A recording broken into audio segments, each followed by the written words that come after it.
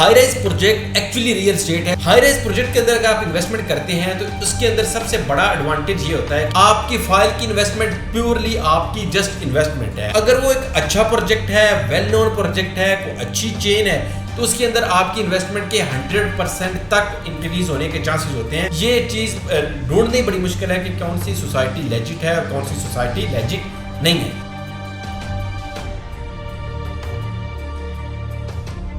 अस्सलाम वालेकुम जी, आज की इस वीडियो के अंदर हम डिस्कस करेंगे कि हाई राइज प्रोजेक्ट्स और प्लॉट्स की इन्वेस्टमेंट इन दोनों में से किस साइड के ऊपर हमें जाना चाहिए।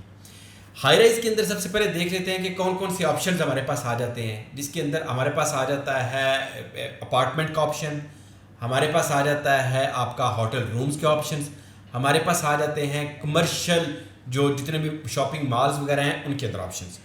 इसी तरीके के साथ अगर प्लॉट्स में देखें तो हमारे पास दो तरह की कैटेगरीज वहाँ पे आ जाती हैं, जिसमें एक आ जाती है फाइल्स की इन्वेस्टमेंट जो कि प्री लॉन्च के ऊपर आ जाती है। सेकंड हमारे पास आ जाती है ऑन ग्राउंड पोजेशन वाले प्लॉट्स या बैलेटेड प्लॉट्स।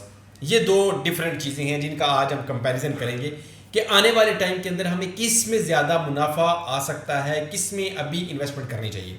सबसे पहले बात कर लेते हैं हाई राइज प्रोजेक्ट के हवाले से। अच्छा, high rise project actually real estate है जो कि जितने भी डेवलप्ड कंट्रीज हैं आप उनको उठा के देख लें, चाहे वो यूनाइटेड स्टेट्स है, चाहे आपका यूनाइटेड किंगडम है, यूके है, चाहे जर्मनी है, फ्रांस है, दुबई है। यहाँ पे जब भी आप रियल एस्टेट के हवाले से बात करेंगे, प्रॉपर्टी बाइंग सेलिंग के हवाले से बात करेंगे, तो वो आपको एक ही चीज़ उनके माइंड के अंदर आ जाती है, वो आ जाती है आपका हाई राइज के प्रोजेक्ट्स के अंदर इन्वेस्टमेंट। यानी आप कोई अपार्टमेंट खरीद रहे हैं, आप कोई रूम परचेज कर रहे हैं, या फिर आप किसी शॉपिंग मॉल के अंदर कुछ स्क्वायर फीट्स जो है वो परचेज कर रहे हैं। इसके सबसे पहले देख लेते हैं बेनिफिट्स क्या आ जाते हैं। हाई राइज प्रोजेक्ट के अंदर अगर आप इन्वेस्टमेंट करते हैं तो उसके अंदर सबसे बड़ा एडवांटेज ये होता है कि आपको उसके कोई भी डेवलपमेंट चार्जेस अलग से पे नहीं करने पड़ते। जो चीज़ जो उस अपार्टमेंट की, उस रूम की प्राइस होती है, आपको एक्चुअली वही प्राइस देनी है। फिर इसके अंदर आपको अगर वो लेजिट डेवलपर है, मैं बात जो कर रहा हूँ वो कर रहा हूँ लेजिट डेवलपर्स की, उन डेवलपर्स की जो कि टाइमली डिलीवर करते हैं। अगर आप उसके अंदर इन्वेस्टमेंट करते हैं तो उसके अंदर सबसे पहली चीज जो आ जाती है वो आ जाती है कि आपका अगर 3 साल का पेमेंट प्लान है तो 3 साल बाद या 3.5 साल बाद आपको वो हैंड ओवर हो जाता है, वो डिलीवर हो चुका होता है। अगर वो एक अच्छा प्रोजेक्ट है, वेल नोन प्रोजेक्ट है, कोई अच्छी चेन है, तो उसके अंदर आपकी इन्वेस्टमेंट के 100% तक इंक्रीज होने के चांसेस होते हैं। और आपने जो भी उसके अंदर पेमेंट्स की होती हैं वो पेमेंट की होती है आपने इंस्टॉलमेंट के ऊपर। ये सबसे बड़ा उसके अंदर एडवांटेज आ जाता है। दूसरा एडवांटेज उसके अंदर यह है कि आपने कोई होटल अपार्टमेंट्स लिया है, या फिर आपने कोई सर्विस अपार्टमेंट लिया है, या कोई भी अपार्टमेंट लिया है, तो आजकल जितना सोशल मीडिया के ऊपर ये सारी चीज़ें आ चुकी हैं, तो बहुत सारी ऐसी ऐप्स आ चुकी हैं जिसमें booking.com.pk है, इसके अलावा भी बहुत सारी हैं जिनका नाम लेना मैं मुनासिब नहीं आप समझ रहा। तो अगर आप उनके ज़रिए भी आप इनको पर डे के ऊपर, पर नाइट या 24 आवर्स या 12 आवर्स के लिए भी आप उनको जो है वो रेंट आउट देते हैं, तो आप वहाँ से एक अच्छा रेंट, अच्छी इनकम जनरेट कर सकते हैं, जिसमें आपको पैसिव इनकम आपको बहुत अच्छी आ सकती है। और दूसरा, आपकी वो प्रॉपर्टी बिल्कुल नीट एंड क्लीन और सेफ भी रहती है, क्योंकि आप हर 24 घंटे के बाद जो भी अपने सर्वेंट, जो भी आपने वहाँ पे लोग हायर किए हैं, वो उनको दोबारा अपने हिसाब से लुक आफ्टर कर रहे हैं।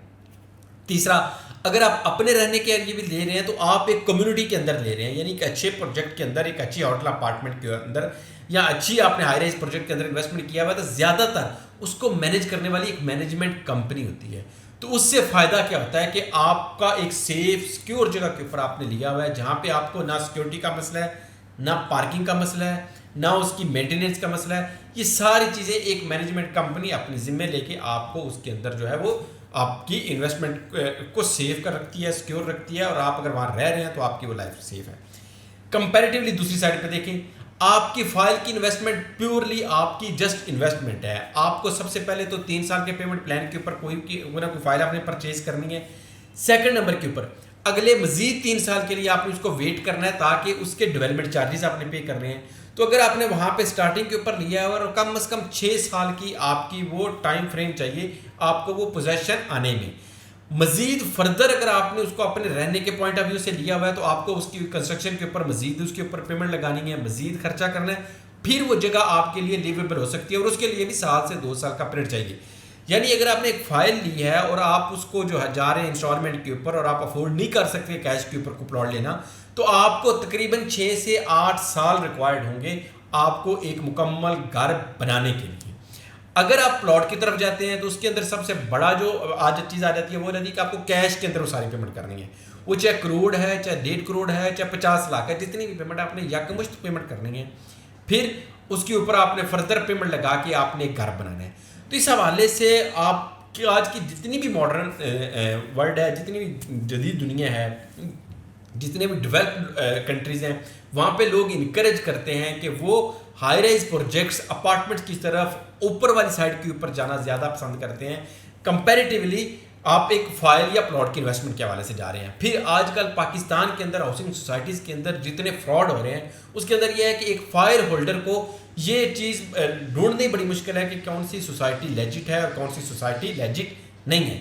मेरे पॉइंट ऑफ व्यू से, मेरे ख्याल से, अगर हम आज से 5 साल बाद की प्लानिंग कर रहे हैं तो हमें बजाय प्लॉट की तरफ या इन साइड की तरफ जाने के हमें हाई राइज प्रोजेक्ट की तरफ इन्वेस्टमेंट करनी चाहिए।